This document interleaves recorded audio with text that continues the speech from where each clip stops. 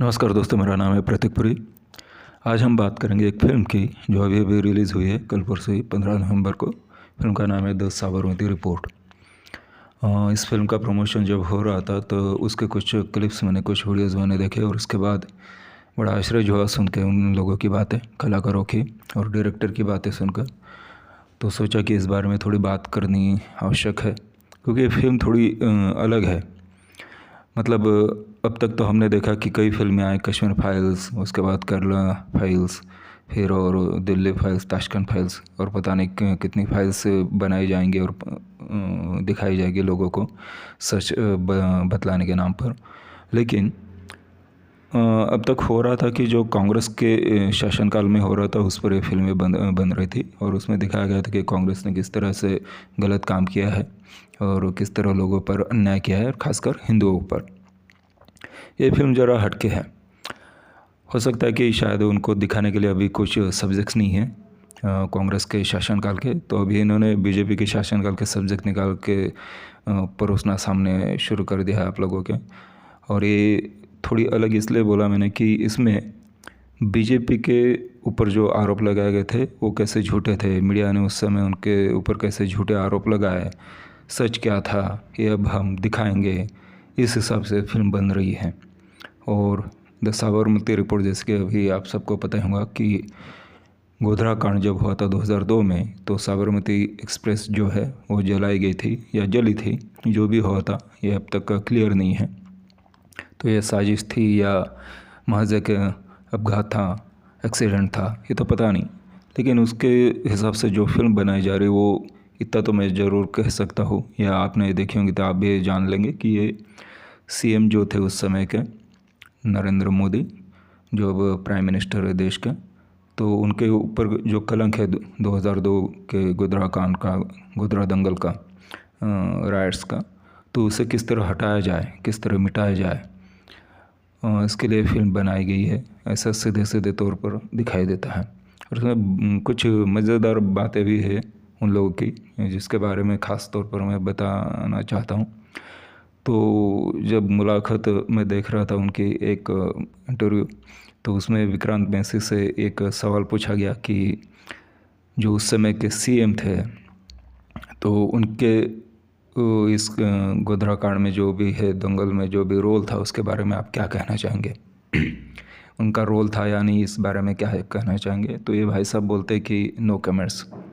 मतलब ये फिल्म तो बड़े फिल्म में जो एक पत्रकार की भूमिका निभा रहे हैं, वहाँ पे तो बड़े गर्मजोशी के साथ कहते हैं कि सच सामने आना चाहिए, सच दिखाना चाहिए, ये करना चाहिए, वो करना चाहिए। लेकिन असलियत में जब उनसे कहा, सीधा सा सवाल पूछा जाता है, तो वो नो कमेंट्स कह देते हैं। ये है उनकी सच की ताकत। वैसे हम ये बोल सकते हैं कि एक कलाकार को एक व्यक्ति से अलग करना चाहिए, लेकिन फिर भी कुछ भूमिका होती है, कुछ रोल होते हैं, कुछ जिम्मेदारी होती है, तो वो की नहीं जाती, तो ज़रा दुख होता है। उनके साथ जो दो कलाकार साथी काम कर रहे एक्ट्रेस, उनमें से एक ने बड़ी अच्छी बात की उसमें। उनका कहना है कि एक है नेक है, एक है सेफ है का जो नारा है, या फिर बटेंगे तो कटेंगे, ये बहुत सही नारा है, ऐसा उनके हिसाब से है।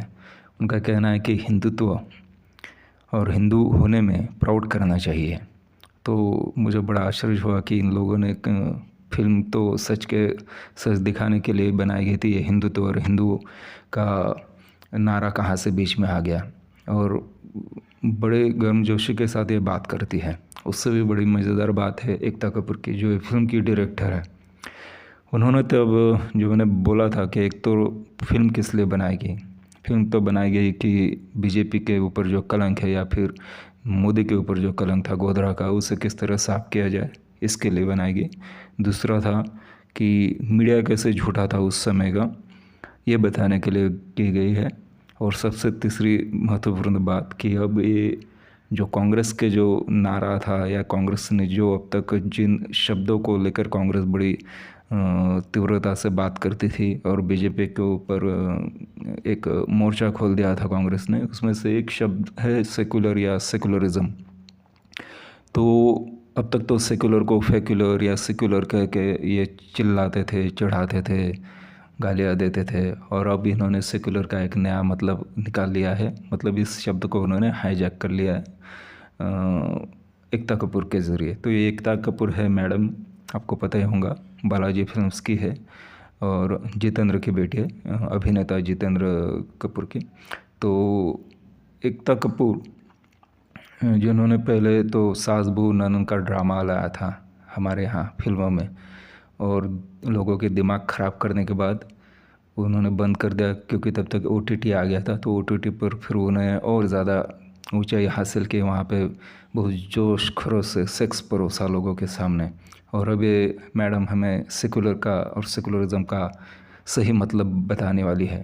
तो उनके हिसाब से, एकता कपूर के हिसाब से हिंदू होना क्या होता है, तो हिंदू सेकुलर ही होता है, और जो सेकुलर होता है वो किसी धर्म के खिलाफ कोई बात नहीं करता। वाह क्या बात है भाई, कोई बात नहीं करता। मतलब वो हिंदू के खिलाफ भी बात नहीं करेगा, वो मुस्लिम के खिलाफ भी बात नहीं करेगा, वो गलत हिंदू के खिलाफ भी बात नहीं करेगा, वो सही मुस्लिम के खिलाफ भी बात नहीं करेगा। तो ये है उसका, उनके हिसाब से सेकुलरिज्म का सही मतलब, कि हिंदुओं को गाली मत दो, बिल्कुल नहीं देना हिंदुओं को गाली। और साबरमती रिपोर्ट में यही सब है।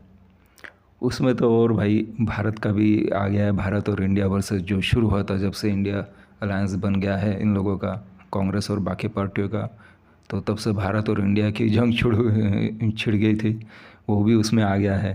उसके बाद जो ट्रेलर में दिखाया दिया कि जब ट्रेलर ख़त्म होता है फिल्म का, तो राम राम राम, यानी राम जी भी आ गए उसमें।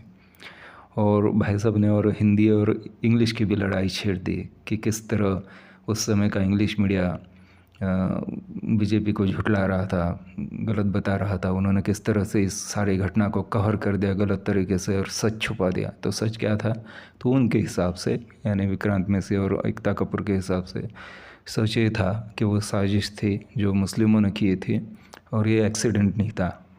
जिन लोगों ने इसे एक्सीडेंट कहा वो एक गंदा मजाक था, ऐसा उनका मानना है। तो ये सारी बातें देखने के बाद तो बड़ा मज़ा आ गया। ये लोग वैसे और क्या कर सकते हैं, फिर ठीक है, अब फिल्म आ गई है, आप देखो, आपको मज़ा आता है या नहीं, बताओ हमें। धन्यवाद।